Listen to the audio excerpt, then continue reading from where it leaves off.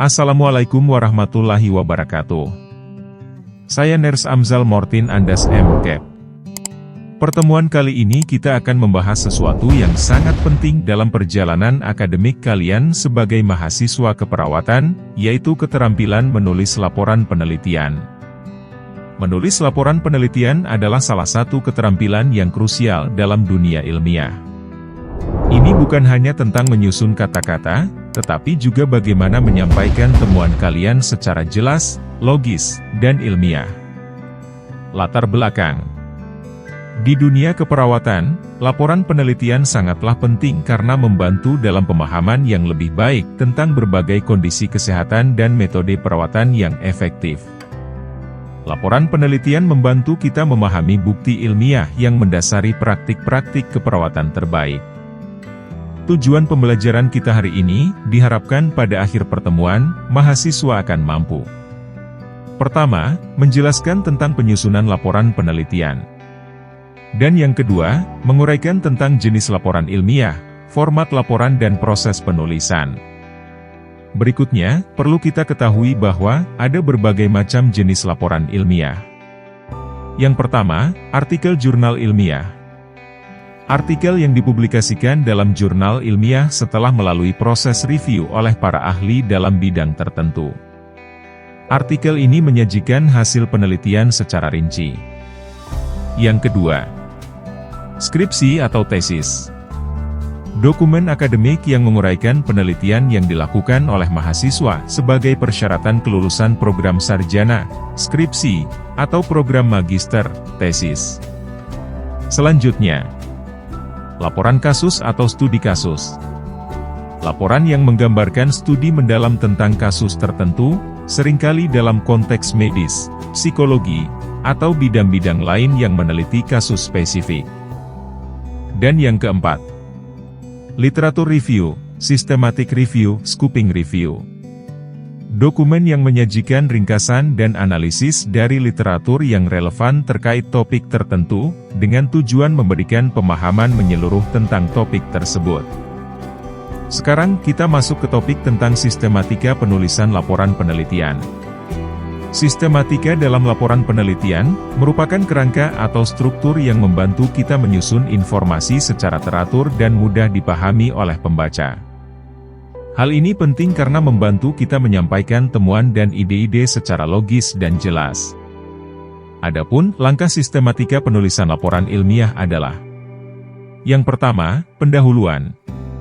Bagian pertama dari laporan yang memperkenalkan masalah atau topik yang diteliti, rumusan masalah, tujuan penelitian, manfaat penelitian dan keaslian penelitian. Rumusan masalah. Rumusan masalah merupakan pernyataan yang mengidentifikasi permasalahan yang akan dipecahkan atau diteliti dalam suatu penelitian. Ini menentukan fokus dari penelitian tersebut. Contohnya, bagaimana penggunaan terapi nafas mempengaruhi gangguan tidur pada pasien dengan penyakit paru obstruktif kronis? Selanjutnya, tujuan penelitian.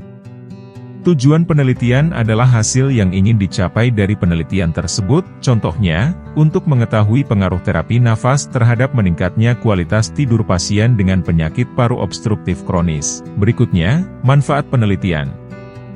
Manfaat penelitian adalah kontribusi yang diberikan oleh penelitian tersebut baik secara akademis maupun praktis. Ini bisa berupa peningkatan pemahaman tentang suatu topik, pengembangan metode atau teknologi baru, atau bahkan perbaikan dalam praktik klinis. Dan yang terakhir, keaslian penelitian. Keaslian penelitian adalah mengacu pada kontribusi unik dari penelitian tersebut terhadap pengetahuan yang sudah ada. Ini bisa berupa penggunaan metode baru, pendekatan baru terhadap topik yang sudah ada, atau mengeksplorasi area yang belum diteliti sebelumnya. Tips menulis latar belakang.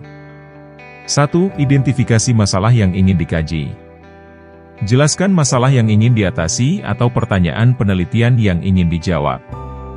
Fokus pada gap atau kekosongan dalam pengetahuan yang telah ada. Tulis dengan jelas apa masalahnya, mengapa ini penting, dan mengapa perlu diteliti lebih lanjut. Yang kedua, pendekatan pada fakta-fakta atau data yang mendukung. Sertakan data, fakta, atau statistik terbaru yang mendukung relevansi masalah yang diteliti. Gunakan informasi yang aktual untuk menyoroti urgensi dan pentingnya topik.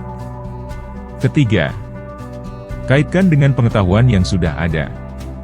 Jelaskan keterkaitan masalah yang diangkat dengan penelitian sebelumnya. Tinjau literatur terkait dan perlihatkan apa yang sudah diketahui dan dijelaskan oleh penelitian-penelitian sebelumnya. Keempat, jelaskan alasan pentingnya penelitian. Berikan alasan mengapa penelitian ini penting, baik dalam konteks akademik maupun praktis. Jelaskan manfaatnya dalam pengetahuan ilmiah dan bagaimana hal itu dapat memberikan kontribusi di bidang yang relevan. Kelima, gambarkan kontribusi penelitian yang diusulkan. Jelaskan secara ringkas bagaimana penelitian yang diusulkan akan memberikan kontribusi baru terhadap pemahaman atau solusi terhadap masalah yang dihadapi. Dan keenam, tulis dengan singkat dan padat. Hindari informasi yang tidak relevan atau terlalu mendetail. Fokuslah pada poin-poin kunci dan tulis dengan kalimat yang jelas, padat, dan mudah dipahami. Bab selanjutnya pada laporan ilmiah, terdapat tinjauan pustaka. Pada bab ini, penulis menjelaskan tentang teori yang relevan yang akan digunakan sebagai dasar dalam menjelaskan argumen penelitian. Teori berbeda dengan penelitian terdahulu, di mana teori pendukung bersumber dari teori-teori yang telah mapan digunakan dalam penelitian-penelitian terdahulu. Bab berikutnya yaitu metode. Pada bab ini, kita menjelaskan bagaimana penelitian dilakukan, termasuk desain penelitian, populasi atau subjek penelitian, teknik pengumpulan data, dan analisis data. Selanjutnya, kita masuk ke bab hasil. Pada bagian ini, kita menyajikan data dan temuan yang telah diperoleh dari penelitian, biasanya dalam bentuk tabel, grafik, atau narasi yang mendukung hipotesis atau tujuan penelitian. Pada bagian hasil, peneliti menjelaskan data demografi, hasil pengolahan data statistik, dan data deskriptif. Selain itu, peneliti juga menjelaskan kesimpulan dari hasil pengujian hipotesis. Apakah hipotesis yang diajukan peneliti diterima atau ditolak? Selanjutnya, kita masuk bab atau subbab pembahasan dalam laporan penelitian. Dalam bab pembahasan ini, sumber referensi yang digunakan haruslah memenuhi standar ilmiah. Artinya, kita merujuk pada jurnal, buku teks, atau proceeding yang terpercaya dan dapat dipertanggungjawabkan secara ilmiah.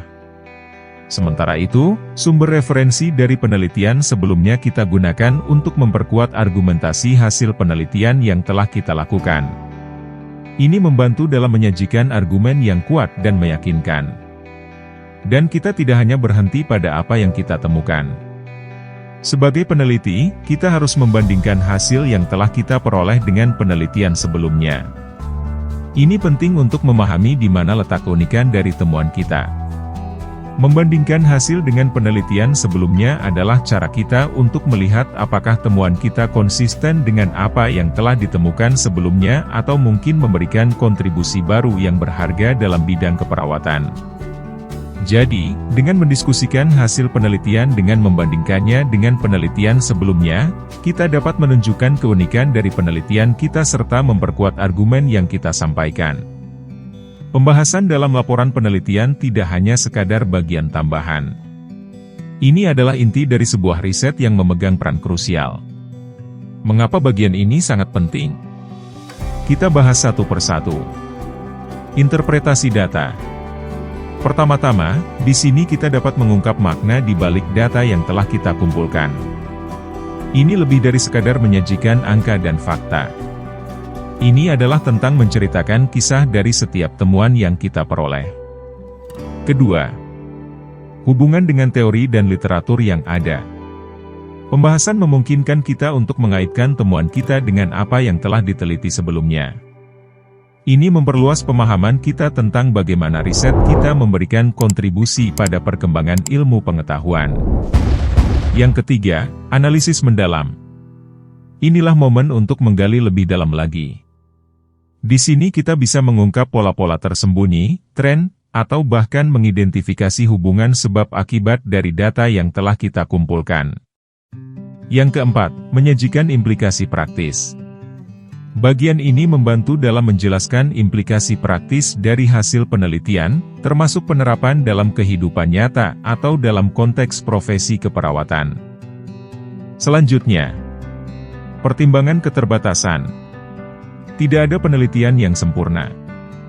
Di sini kita dapat jujur tentang keterbatasan-keterbatasan yang mungkin mempengaruhi hasil penelitian, sehingga dapat memberikan landasan bagi penelitian selanjutnya. Selanjutnya, kita perlu mengetahui strategi untuk menulis pembahasan yang efektif dalam laporan penelitian. Menyusun pembahasan yang kuat, memerlukan beberapa langkah yang tak kalah pentingnya, berikut akan saya coba jabarkan secara ringkas. Langkah yang pertama, mulai dengan merangkum temuan utama. Merangkum temuan utama secara singkat namun komprehensif. Ini membantu kita memberikan gambaran keseluruhan atas apa yang telah kita temukan selama riset. Yang kedua, hubungkan dengan tujuan penelitian. Penting untuk menghubungkan temuan kita dengan tujuan awal dari penelitian. Jelaskan bagaimana temuan ini relevan dengan pertanyaan penelitian yang diajukan atau dengan uji hipotesis yang telah diajukan sebelumnya. Langkah yang ketiga, analisis mendalam terhadap data. Selanjutnya, kita harus memberikan analisis yang mendalam terhadap data yang telah dikumpulkan.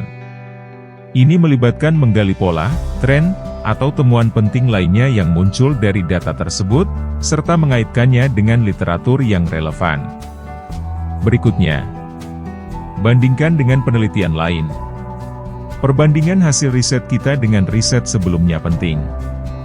Identifikasi kesamaan, perbedaan, atau kontribusi unik yang telah kita berikan, ini akan menggarisbawahi nilai temuan kita. Berikutnya, ketahui keterbatasan penelitian. Jujurlah tentang keterbatasan-keterbatasan riset kita. Bicarakan faktor-faktor yang membatasi dan bagaimana hal ini mempengaruhi hasil serta interpretasinya. Dan yang terakhir, gunakan bahasa yang jelas dan tegas. Dan yang tak kalah pentingnya, gunakan bahasa yang jelas dan lugas. Hindari penggunaan istilah yang ambigu atau jargon yang sulit dipahami, sehingga temuan kita dapat disampaikan dengan baik kepada pembaca. Pada tahap atau bab terakhir dari laporan penelitian, kita akan mengevaluasi dan merangkum seluruh perjalanan penelitian yang telah kita lakukan.